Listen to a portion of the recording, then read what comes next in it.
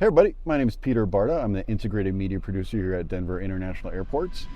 So there's a big plane taking off right behind me. It's sort of probably a little loud. Follow along with me as I take you a little behind the scenes at 10 and what I do on the airfield. As the photographer at the airport, I pretty much get to go everywhere, from the towers to the gates, and even on the runway. And there are skills beyond photography that I need to know myself, like memorizing the runways. That gives me great idea, like, you know, when a plane's coming in, what runway they're going to land on for arrivals, departures, like that guy right there. And there's also an app that I really like to use called Plane Finder. Another thing I need to know is where to drive. There's a lot of places I can drive out here and I cannot drive out here. And that's where these guys come into play, Airfield operations.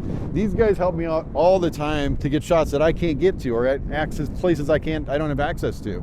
And sometimes I'm out here and they'll see me out here and invite me for like runway inspection, which is a lot of fun too. Interesting thing just happened. Ops just came up to me. They're like, hey, do you want to come on the runway? They do an inspection. So the runway is actually closed right now. So I'm on 25, one of my favorite runways that flies right over the mountains there. And we have a beautiful morning here. Look at that. One great tip to get really sharp images of these planes right here is match the shutter to the longest millimeter of your lens, or faster if you can. Faster is always better, of course. Otherwise, you're going to run into a little bit shutter shake. The other good advice I have for you guys is location. Pick an app. There's a lot of apps out there. Find where the planes are going to land, and then position yourself with, you know, something cool in the background where that plane is going to fly right through. And another thing too, I use my iPhone out here quite a bit. Surprisingly enough, iPhone's really good.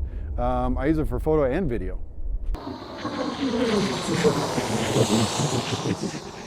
That was pretty neat. That was pretty cool. Like I was saying, sometimes I'll use my iPhone and I'll put it on top of the hood and I'll do it in slow motion so they fly right over me. So this location by far has to be one of my favorite spots at night, because I can get to a place where they come right over me, as one's coming right now, and get some really cool light trails from the planes coming over their approach lights.